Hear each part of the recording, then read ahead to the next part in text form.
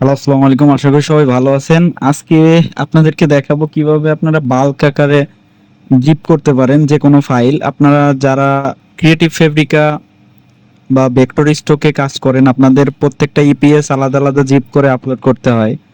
তো আপনারা কি করেন, সিঙ্গেল সিঙ্গেল ক্লিক করেন, রাইট ক্লিক করেন, জিপ করেন, আপলোড দেন। তো এখানে আপনাদের অত কষ্ট করা লাগবে না। আপনারা একবারে যত ফাইল আছে এখানে আপলোড করে দিবেন, আপনাদের প্রত্যেকটা সিঙ্গেল সিঙ্গেল জিপ হয়ে যাবে।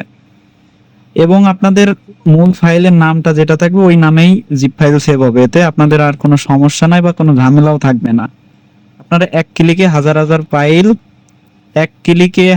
হাজার ফাইল আপনারা জিপ করে ফেলতে পারবেন, যে কোনো ফাইল।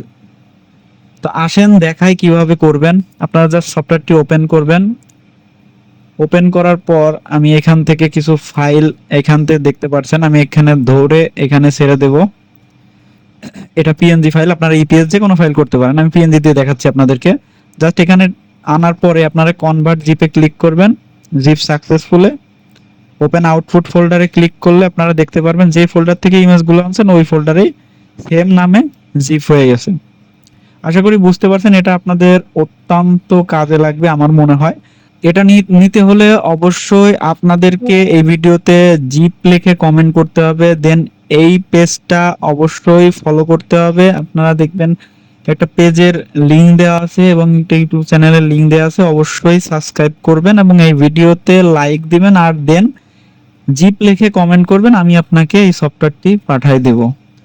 সবাই ভালো থাকবেন, ধন্যবাদ।